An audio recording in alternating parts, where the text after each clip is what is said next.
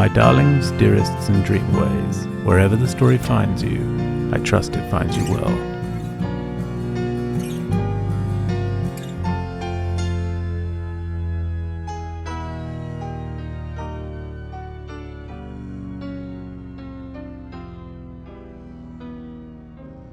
Chapter 3, Reality check. Oh, so you recognize me then. I wasn't sure how much you'd remember. Did you drug me? Did we? Settle down. Don't fill this room with hysteria. In time you'll know all you'll need to know. By then, I will not need you. But Alberto paused and drew a long manicured finger to his lips. Shh, let the hours be as they wish. There are plenty ahead of us, and there is no point in trying to fill them all. But I need it. Yes, I understand. Do you think that for a second the moaning and whining and the complaining is going to somehow release you from what is absolute, unquestionable, final reality? I just need a wee. Very well. I shall not deprive you of your basic human needs. You're useless to me, broken, and besides, I am not an evil man. So you'll untie me and I can use the lavatory? I will untie you. But before I do, you should know that whilst I mean you no harm, if you try anything, try to escape, call, or compromise our location in any way, I will have no choice but to control you. Do you understand? I need you to understand so there can be no doubt. Alberto crossed the room to a stack of old pallets piled against the far wall. 6 large wooden crates with one on its side leaning against the tower broken, a mess of splinters, chips, and bent rusty nails beneath it. As Roger watched on in a hazy fear, he noticed Alberto reach for something shiny, but he couldn't quite see what it was. A pale face turned to approach him once again, and Roger's eyes fell like weights to a large knife clutched in the man's hand. Naturally, Roger began to unravel. Look, I thought I won't say anything. I'm not gonna run, please. Just don't. Hush now, be still. I have already said my intentions are not to harm you. If you do exactly what is required, there is nothing to fear. I am a man of my word. Alberto pushed in close to Roger's side, whose hands were tied tight behind his back with his ankles chained to a support post. He continued, now whispering directly into Roger's ear in a chilling, ghostly cadence. There is a lot you will learn, and a lot you cannot unlearn or forget.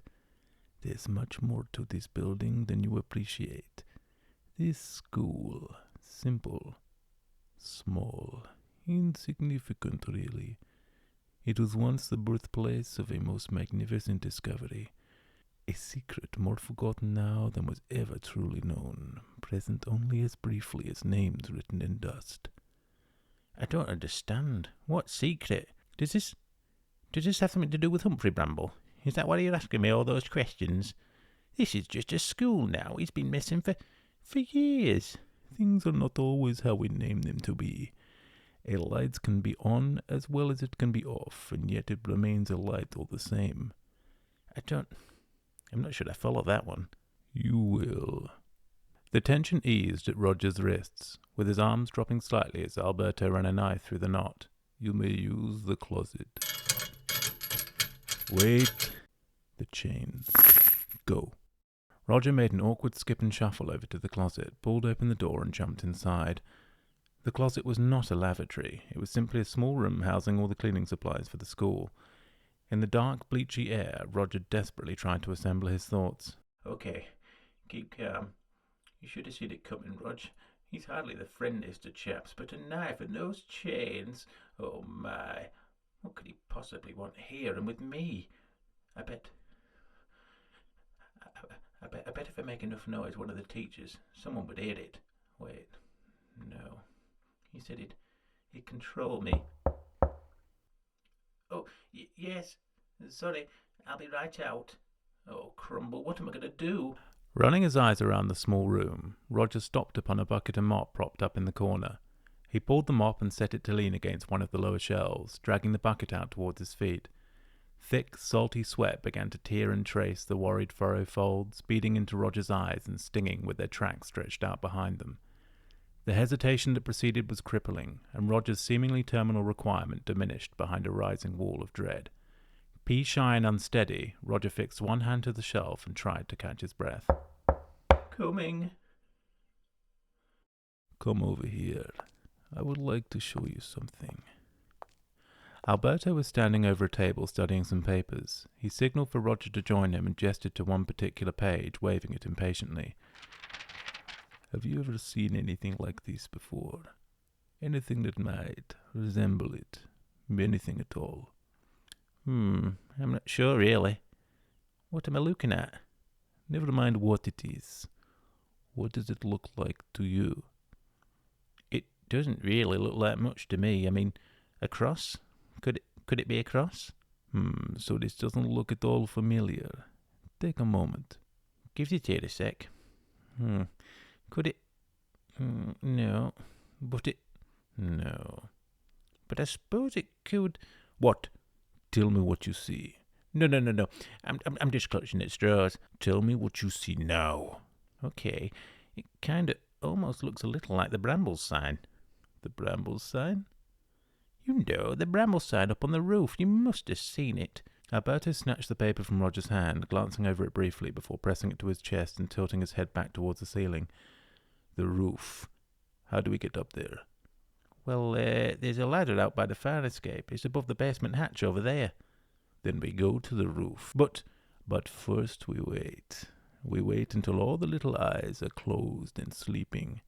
And then you will show me."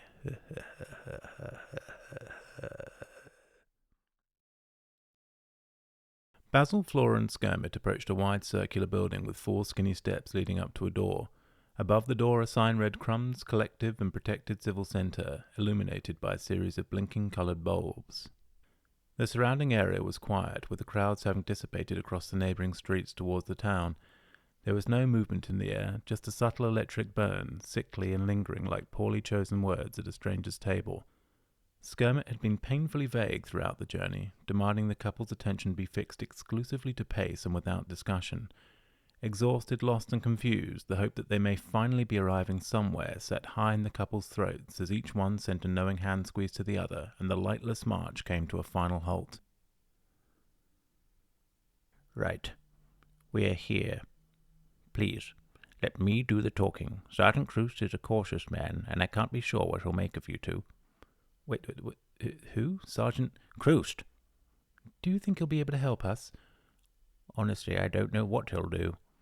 But the fact is, you two are strangers here, and if you are to stand any kind of chance, you must be declared. To go behind the collective would be treason, and since our powers are now entwined, secrets are forbidden." "I see. Understood." "And, Basil, you understand too?" "I do, of course." "Okay then, let's go." The trio made their way up the steps, and Skirmit signalled to stop when they reached the door. A large red button protruded from the wall with no visible entry point to the door itself. Skirmit paused, took a deep breath, and pressed the button. "CCPCC name, please?" "Skirmit." "Do you have an appointment?" "No, but this is of urgent policy." "What policy?" "Strangers from beyond a line. The policy states—" "Enter, please." In 3 beeps, the door flew up into the frame and out of sight. Above the red button, a smaller green light blinked on, and the curious triangle ambled cautiously inside. They arrived into a small reception area with a series of long corridors leading off behind a central desk, like the spokes of some giant wheel. The ceiling was studded with lines of softly glowing bulbs, colouring the room in a subtle blue hue. It was just about bright enough to see, but not quite light enough to avoid straining, reading the numerous signs and policies hanging from the walls. CCPCC, crossing lines and putting crumbs first, read one. Hevelton, our light, our home, our responsibility. Sign up now, read another. Unauthorized crumbs caught beyond the gate curfew will be prosecuted. Safety is us, not I, warned a third. And hanging above the reception desk in a large blue neon flickered CCPCC, reception. A small face twitched from behind the desk, summoning Skirmit forward. Basil and Flora followed closely at his heels. "What do you think this place is? Very odd. Looks like a creepy doctor's waiting room or something." "I'm not sure. I suppose it's some kind of community centre or Shh, will you two be quiet, please? I need to sort this out. Sorry. Hello. I'm here to see Sergeant Cruz, please. Okay, and these... Ugh, I presume they're with you, are they? They are? I see. Is the sergeant expecting you? Do you have an appointment? Well, no, I don't, but as I said, and as you can see, they are strangers. You know the policy. Just a minute. Sergeant, I've got this Crumb here. He's got with him some awful-looking things. Strangers, yes. Yes. Okay. Okay, thank you. The sergeant will see you, and just be sure your creatures behave themselves, or you can bet your spark you won't be long for the Hevel. Understood? Yes, understood. Thank you. Where, sorry? Where did we go? The receptionist pointed to a thin red wire running along the wall off into one of the corridors behind the desk. Follow the red wire. All the way. Okay, then. Come along, you strange things. We mustn't keep the sergeant waiting. So, Scammit, who is this sergeant we're off to meet? You've not told us anything about him. Yes, Scammit, how well do you know the sergeant? Sergeant Cruz is... he's in charge. You've met him before, though, right? Well, not exactly, no, Oh, so we're the first strangers you found and bravely escorted back to meet him, then? Well, technically you're the first strangers. Ever? From beyond the line, yes. The only strangers we see here are sent directly from Peerlessly's himself. Those cedars, for example. I suspect, had you been found by Crust or his troopers, that's exactly what they'd have thought you to be, too. What do you think they would have done? You would have been locked up. You don't think he'll react like that now, do you? For us, things are only of one or the other. There is no in-between, and yet somehow you two seem to have muddied that philosophy. I can't speak for Crust, but I believe it to be something quite other indeed, and I'm sure as Hevel sent that in time all truths reach the surface. The red wire reached an end, running straight into a door marked SGT Crust. To the right of the door a sign read, Knock, Wait, Enter. Scammit acknowledged the sign, knocked, and took a step back. Now, this is it. Remember, don't say a word. Enter! Scammit slowly pushed open the door, and as it swung from the hinges, a wash of glowing blue light spilled from the room in a cobalt glare. Nervously, he shuffled inside, with Basil and Flora wincing in behind him. The bright light made it hard to focus on the curious character that awaited them from behind a large metallic desk. His silhouette, much larger than Scammit, fringed with blades of blue and white light, sat still and silent as they entered the room. The door closed. Now what do we have here? One Crumb and two very strange-looking creatures, unlike any I've come to name. What in Hevel's pocket are you? Well, these are, I'm not asking you, Crumb. My name is ladies first, handsome boy. You'll take your turn, sweetheart. Now then, young lady, what are you, and why are you here? That scallywag send you, did he? Send you to kidnap more of my people? Flora opened her mouth to speak, and the sergeant continued.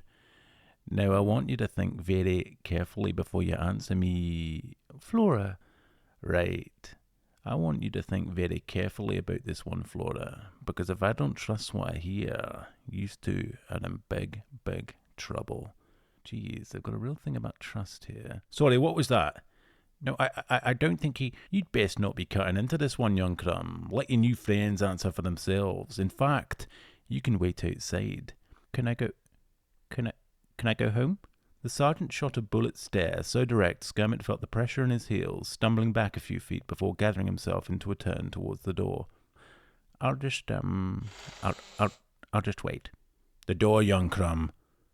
Oh, yep. Thank you. Bye. Now then, well.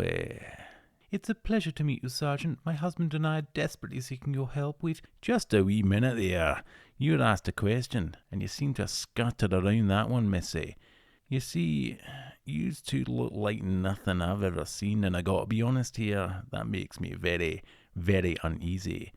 That young Crumb out there, soft, impressionable. He's just like most of the good people of this town. But I wasn't born yesterday, friends. I've seen things. I've protected this town from horror and tragedy 1,000 hevels or more. If you take me for a fool, you'll live just long enough to regret it and not a moment more. I promise you that, friends. Now, what are you and how did you get here? We are human from beyond the line. I don't know what you'd call us, and I'm so very sorry, but we don't know how we arrived here. We still don't quite understand where here is. We're just as concerned as you are. We don't belong in Hevelton, and if it wasn't for Skirmit, well, we might have been taken by those dreadful cedars. Cedars where? Oh no, on the line outside of the town. Not long after Skirmit found us, we were chased. How far from the town? It wasn't very far. Not far at all, actually. That's a worry. How many were there? Only 2. Scouts. Scouts? Aye. Peerlessly often sends out scouts in pairs or small groups. They patrol and stalk the peripheries, looking for stragglers, lost crumbs. Anyone they can easily swipe up and take back to the corner for tests. And that young Crumb, he was with you, was he, when this happened? Yes, sir, he was. Interesting. Sergeant, please. We can only imagine the kind of weight that rests upon your shoulders, and if there is anything we can do to help validate our circumstances, then just say the word. Sergeant Cruz stood, stepped out from behind his desk, and slowly approached the couple. As the light shifted, Basil and Flora could make out the man that now stood pondering their climacteric plea. From beyond the line, you say? Yes, exactly. How could that possibly be? Skirmit said no one had ever crossed the line before. Is that really true? Aye, well, not this way they haven't. Oh, so, wait, Crumbs have crossed the line before? In a manner of speaking, they have, though heaven knows what became of them. How do you mean? They didn't cross voluntarily, lad. They were ordered, sacrificed. Good Lord, yes, that's what Skirmit was saying to us before, Basil, about Peeler. Peeler Sleece is his name, and no more rotten fool has ever lived. You can be sure of that. Many of those crumbs that fell were ours, taken from us, snatched from their lives and forced into a terminal relocation. That man is totally insane, besotted with himself, and more than that, he is desperate to get out, to cross the line and go beyond the Hevel. Sergeant Cruz turned to face the coruscating lights that glared and filled the room from a wall behind his desk. The mood in the room seemed to split and fall into a more somber plateau, as once readied words fell short to silence, caught behind a breath. I wonder, if Peelersley's has sent Crumbs beyond the Hevel, does he, perhaps we could... Out of the question. Now you listen to me. I'm just starting to believe this crazy story of yours. I mean, it's pretty hard not to. Just look at you. Never mind what you are. The point is, that man's a madman. An evil man at that. I can guarantee you, yes, he sent Crumbs beyond the Hevel, and yes, I'm sure he still does. I know he still does, but not a single one of those poor buggers lived. Do you hear me? Not a single one. But, no buts, missy. That's final. We'll say no more about it. Okay? Sergeant, we appreciate that we're the outsiders here, but if there is a way, any way, we're asking you to help us. We just want to go home. I will not sign off on needless death, but I will help you in any way I can. You have my word on that. But listen, not a lot's going to get done tonight. We'll meet here tomorrow and try and figure all this mess out together, okay? Thank you, Sergeant. Yes, thank you. We really appreciate it. Never you mind about that. Try and get some rest tonight. I suspect you could use it. Young Crumb! Hello, yep. Take our new friends over to the crusty cot. Make sure they get there safely and tell Clive to put the room on me. Yes, sir, will do. Oh, and just make sure and remember the rules of the line there, young Crumb. The word is you were chased. Oh, yes? Any such activity must be reported without fault or fail. No excuses. Yes, sir. Thank you, sir. Come along, you two. Thank you again, Sergeant. My pleasure. Bye-bye. You strange-looking buggers. Right, where's my hat? The Crusty Cot was the only guest house in all of Hevelton. Its primary function was to serve as temporary lodgings for bedless Hevelton residents during a move.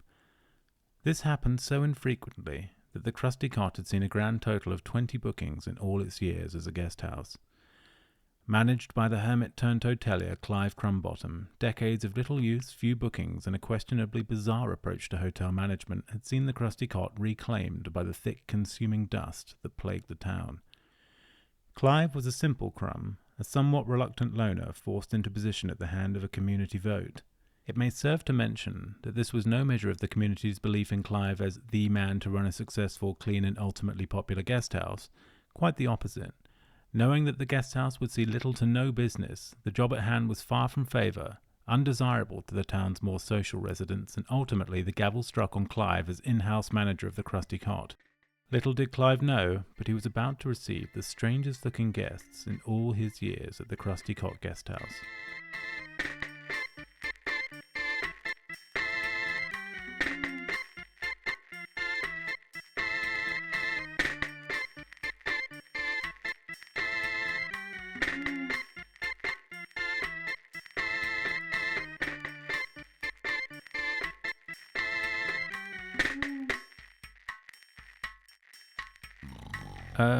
Hello?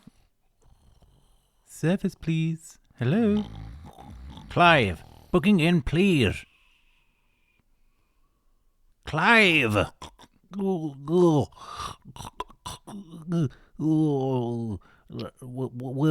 to the Crusty Cot.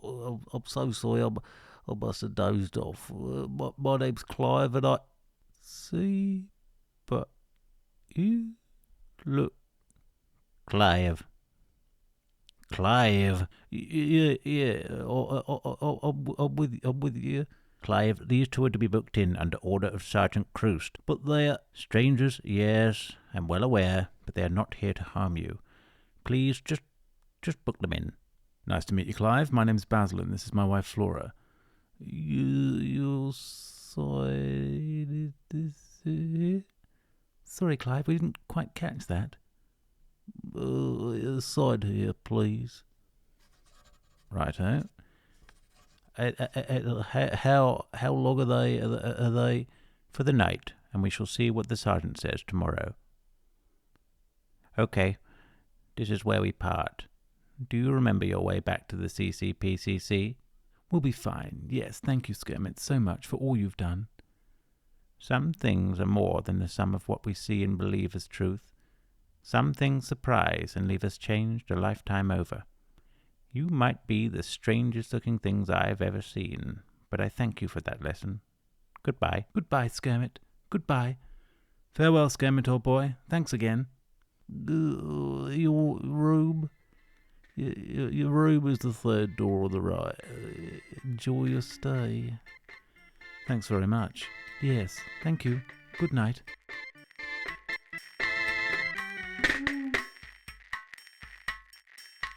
The following morning, the couple awoke wrapped in each other's arms, uncomfortably stretched out on the floor of their tiny room. The beds in the Crusty Cot guest house were crumb size, not at all fit for humans to rest in. Despite that, a hard floor was no match for the overwhelming exhaustion that sank both Basil and Flora into the deepest sleep either one could remember. Oh, good morning, my love. Strange enough, I think I actually slept. Me too, darling. A much-needed sleep. Though I must say I was a little sad when I woke to find that this was all rather real, not a dream. I do so hope that we find our way home today. Oh, my love, so do I.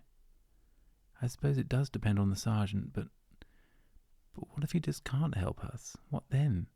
I mean, it's not like he has experience or even any real knowledge of crossing the line himself, and I just worry that no matter what happens, we leave here today, together, and we go home. Whatever it takes, whatever we have to do, we'll do it, okay? You're right. Oh, I suppose we should probably leave. Oh, yes, I think we should get going. As much as I enjoy a hard floor, I'd appreciate a bed tonight. Basil and Flora readied themselves and made their way out to the guest house lobby. There was little to no light to see by, and what there was seemed to cut sporadically. The lobby was completely silent, and Clive was nowhere to be seen. While the couple was still sleeping, the world they'd only just begun to accept was coming apart. Hevelton had reached a state of absolute emergency. City streets, black and void of any light, were packed with a manic charge as Crumbs raced from door to door, terrified and utterly confused. Building lights, flickering erratically from behind their windows like the strobes of some closet rave, grew dimmer with every pulse. The power was draining out, and Hevelton was fading into total darkness. Good Lord, what in heaven's happened? I don't know. Excuse me? What's happening? Excuse me? Why is everyone running around? Where's all the light? The Hevel never sank, now we're running on reserves. The Hevel never sank and I'm feeling quite concerned. The Hevel never sank and our town is in the dark. The Hevel never sank and it's back to pitch and sparks. Hevel, Hevel, Hevel, Hevel, Hevel, Hevel, Hevel, Hevel, Hevel.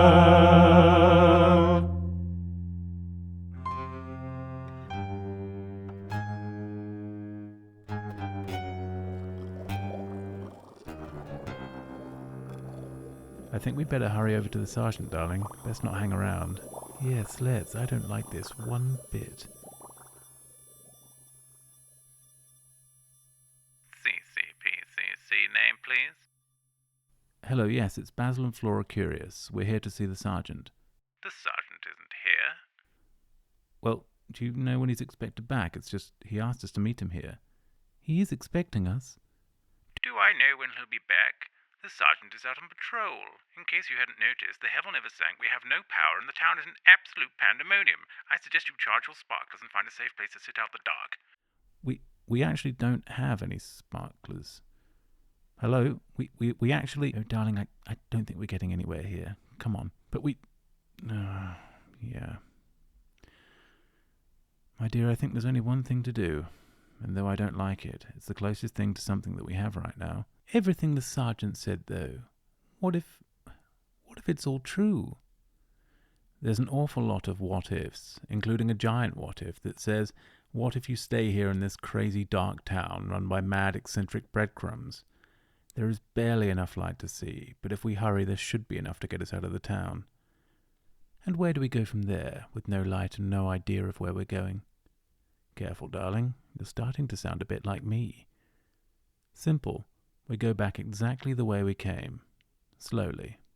Very, very slowly.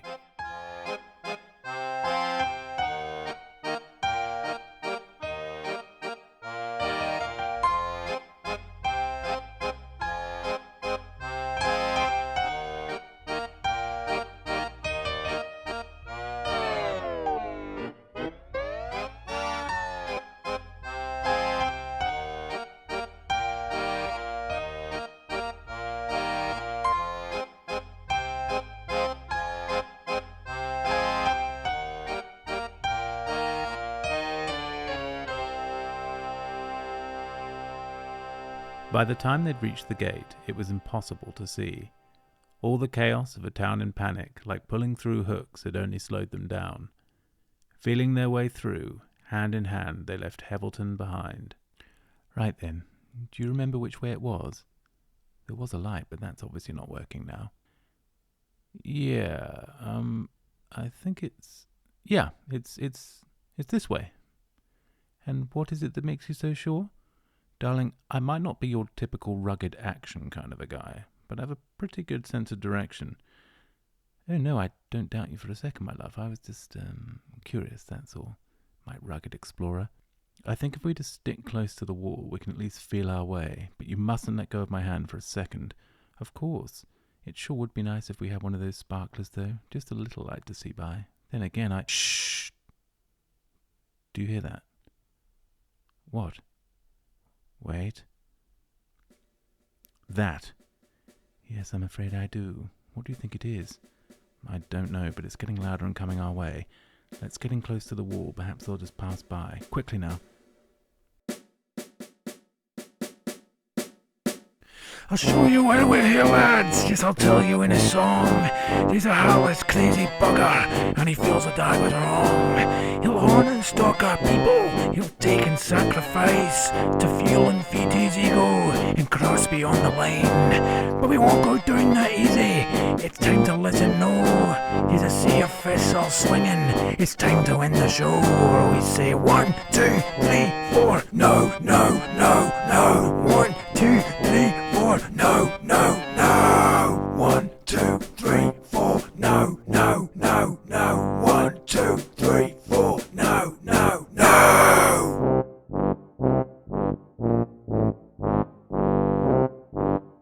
Stop! I can't find a gate in the dark, boys. Sparkler now. Wait. I see you. Get out. The game's up there, friends. Come on. Who are you?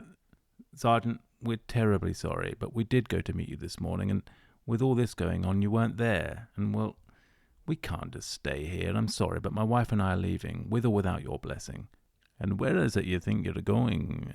We're going to speak with Peter Sleece, and we are going home. I was worried you were going to say that. You can't stop us. Aye, I know that, missy. I know, and that's exactly why I'm worried. I suppose there's nothing I can say to change your mind, though I wish with all my heart there was.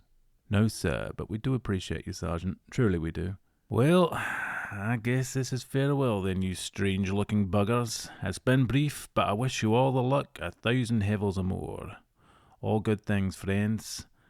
All good things. You're a good man, Sergeant. The best of luck with all of this. Good luck, Sergeant. Farewell. Wait! Yes, Sergeant? What is it? You do know you're going the wrong direction there, friends. You'll want to be going the other way. Ah, really? Thanks ever so much, Sergeant. Just one more thing. It's bloody dark out here on the lane. Dangerous, too. Take these sparklers. A little light goes a long way out here. A long way. You're a gentleman, Sergeant. Thank you. If there was ever any way we could repay you, just be safe, lad. Be safe, and please reconsider your destination. That's it. Farewell, and good luck to you. Man!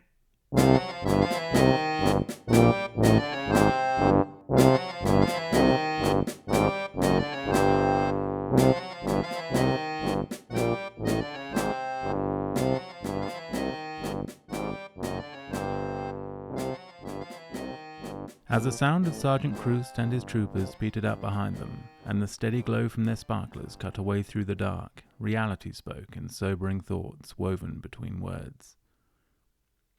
You okay, my love? You've been a little quiet since we left the sergeant. Yes, I'm fine. I was just thinking, that's all. Thinking about what? Actually, I was thinking about Frank. I hope he's okay, poor thing. He won't have had any food, and we've already been gone for 24 hours. He'll be fine. Worst comes to worst, he'll catch a bird or something. He is a cat, after all. I wonder how far this place is. Skirmitt called it the corner? Yes, that's right. I'll miss that guy. He's very odd, but I'll miss him. Me too. Do you think we'll be okay? Darling, I know we will. We have each other, and as far as I'm concerned, I wouldn't ask for a damn thing more. Come here. Basil pulled Flora close and squeezed tight. I love you, and we are going to get out of this. I promise. Basil, do you see that? Look. Turn around, quick. Look. That green light. Could it... No, is that Skirmitt? Skirmitt, over here.